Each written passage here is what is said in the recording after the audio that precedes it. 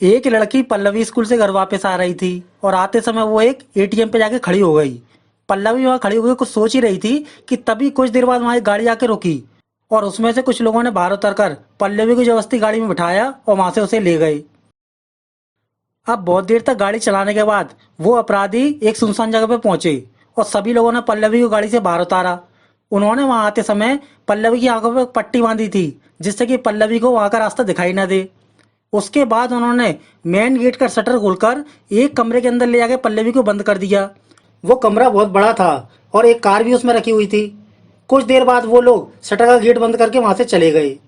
अब पल्लवी कुछ जगह अकेली खड़ी थी। वो एक खाली जगह थी और वहां कोई नहीं था।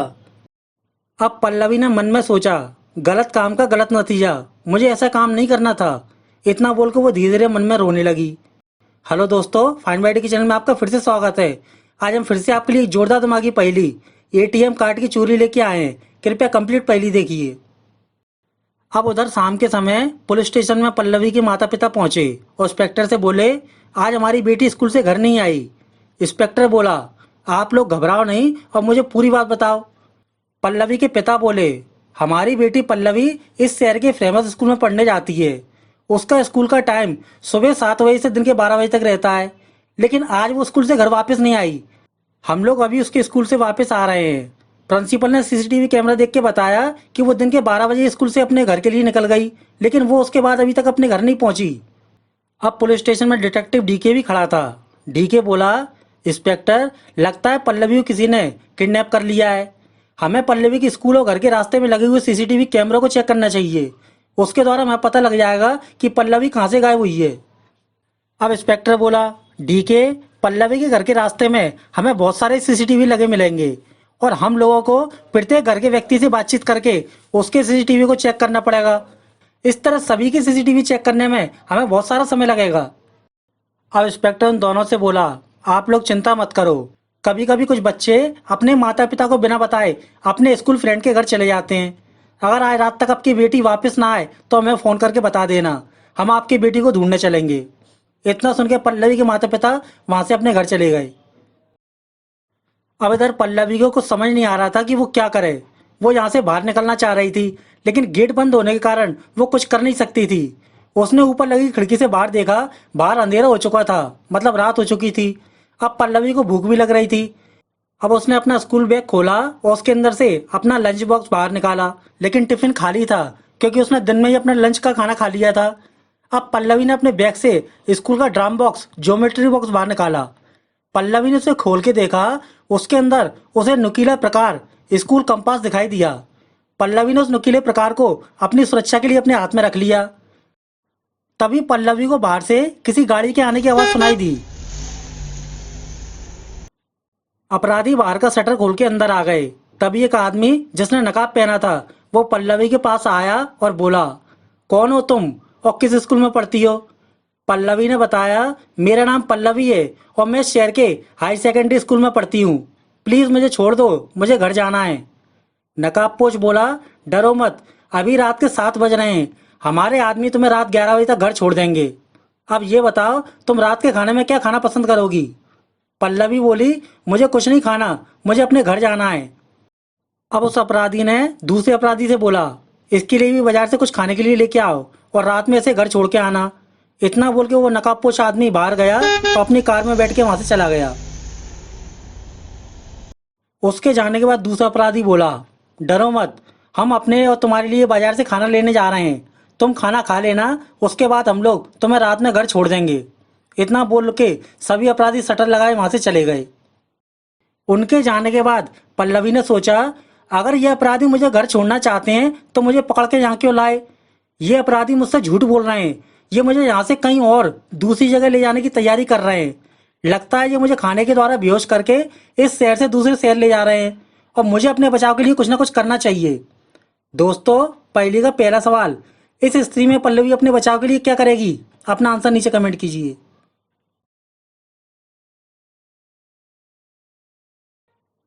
अब पल्लवी ने सोचा, नकाबपोश अपराधी यहाँ से जा चुका है और ये लोग मुझे खाना खिलाकर दूसरी जगह इसी कार में बैठा के ले जाएंगे।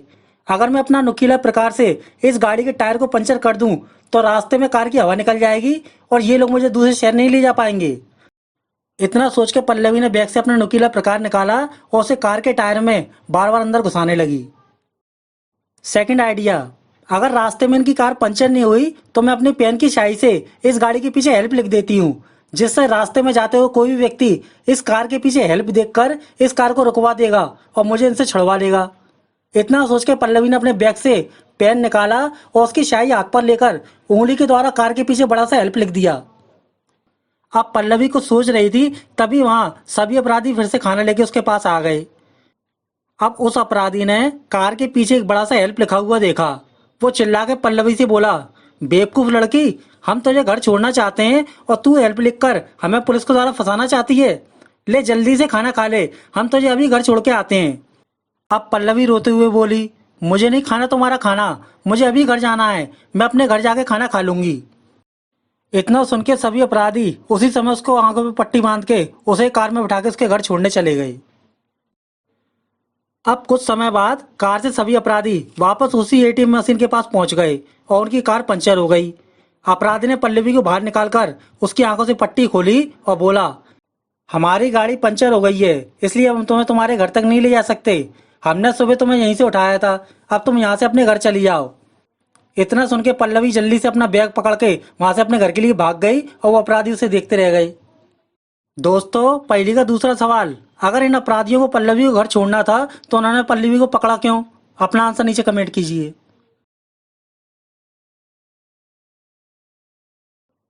अब दूसरे दिन डिटेक्टिव डीके पुलिस स्टेशन पहुंचा। उसने इंस्पेक्टर से कहा, इंस्पेक्टर जल्दी चलो, आज हमें पल्लवी को ढूंढना है। इंस्पेक्टर बोला, डीके तुम चिंता मत करो, कल रात उसके पिताजी का फोन आया था, पल्लवी कल रात ही अपने घर वापस आ गई और आज से वो अपने स्कूल भी चली गई। अब डीके बोला, इंस्पेक्टर कल आपने सही कहा था, लगता है पल्लवी कल अपने फ्रेंड के यहाँ गई थी और रात में वापस आ गई। अब इंस्पेक्टर बोला, नहीं डीके, तुमने सही कहा था, पल्लवी को किसी ने किडनैप कर लिया था, लेकिन वो लोग रात में ही पल्लवी को घर वापस छोड़ गए। अब डीके आश्चर्यचकित होकर बोला, ये कैसे हो सकता है इंस्पेक्टर? एक अपराधी दिन में किसी लड़की को किडनैप करता है और रात में उसे बिना वजह बिना पैसे मांगे उसके घर वापस छोड़ के आता है। ये बात मेरी समझ नहीं आई। इंस्पेक्टर, हमें अभी पल्लवी के स्कूल जाकर उससे मिलना चाहिए और उससे सारी बात पूछनी चाहिए। अब इंस्पेक्टर बोला, ओके डीके, अभी दिन में 12 बजे पल्लवी की स्कूल की छुट्टी हो जाएगी, उस समय उसके स्कूल जाकर उससे मिलेंगे। इतना बोल के दोनों पल्लवी की स्कूल की छुट्टी होने का इंतजार करने लगे। अब उधर स्कूल में लंच के समय पल्लवी ने अपनी बेस्ट फ्रेंड पारुल को सारी सच्चाई बताई।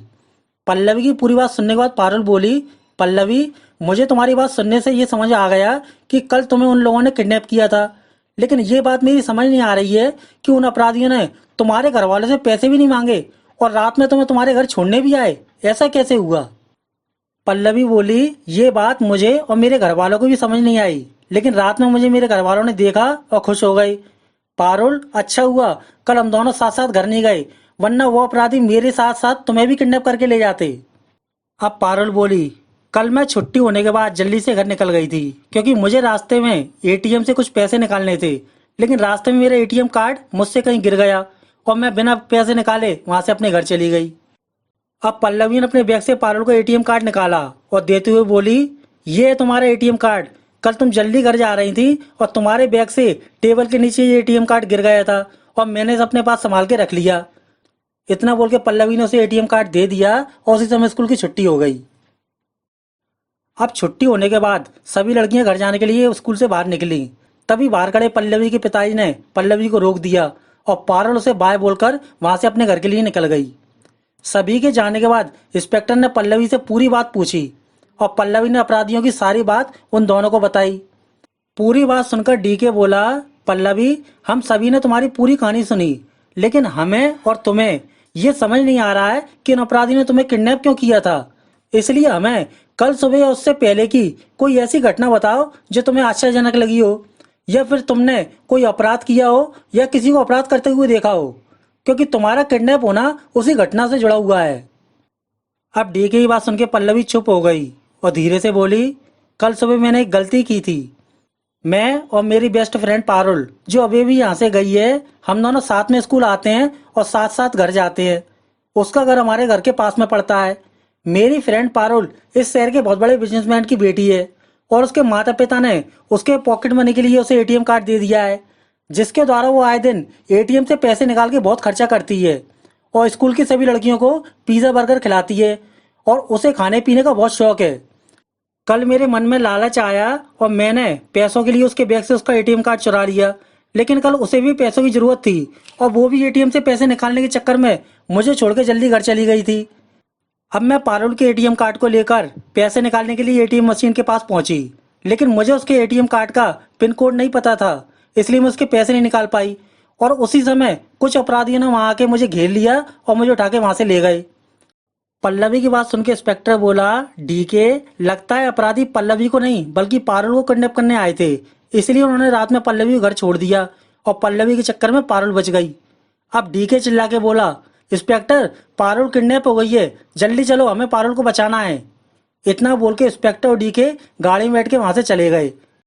दोस्तों, पहली का तीसरा सवाल, डीके को कैसे पता चला कि पारुल किडनैप हो गई है और वो दोनों उसे ढूंढने कहाँ गए? अपना आंसर नीचे कमेंट कीजिए।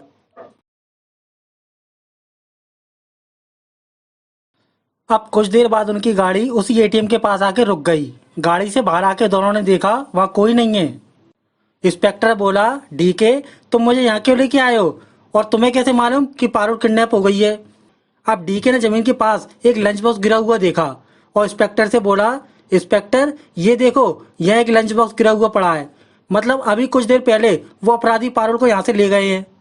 पल्लवी ने हमें बताया था कि उसने कल सुबह पारुल का एटीएम कार्ड चुराया था, इसलिए कल पारुल अपने एटीएम कार्ड से पैसे नहीं निकाल पाई और अपने घर चली गई थी।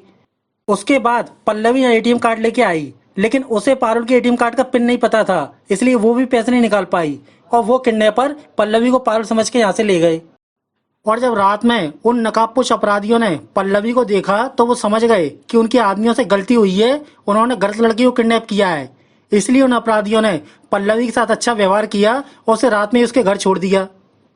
उन अपराधियों को पारुल की तलाश थी और वो अपराधी जानते थे कि अगर उन्होंने पल्लवी को जबरदस्ती पकड़ के रखा तो पल्लवी के माता पिता से उनको ज़्यादा पैसे नहीं मिल पाएंगे और उनके पीछे पुलिस भी लगी जाएगी, इसलिए उन्होंने रात में ही पल्लवी को उसके घर छोड़ दिया। और उन्होंने आज पारुल को इसी एटीएम मशीन से पैसे निकालते समय देखा होगा और उसे किडनैप करके ले गए। लेकिन अब वो पल्लवी को पारुल की तरह नहीं छोड़ेंगे, इसलिए इंस्पेक्टर, अब हमें पारुल की तलाश करनी होगी। अब उधर कुछ देर बाद अपराधी पारुल की आंखों में पट्टी बांध के उसी जगह पहुंचे और उन्होंने पारुल को गाड़ी से बाहर उतारकर उसी कमरे में बंद कर दिया। लेकिन आज वो नकाबपोश पहले से उस कमरे में खड़ा था। वो पारुल से बोला, पारुल, घबराओ नहीं, हम तुम्हें कुछ नहीं करेंगे, लेकिन तुम्हें कुछ दिनों तक यहाँ रुकना होगा, उसके बाद हम तुम्हें तुम्हारी फ्रेंड की तरह घर छोड़ देंगे। अब तुम अपने बैग से अपने पापा के एटीएम कार्ड मुझे दे दो और इसका पिन कोड भी मुझे बता दो।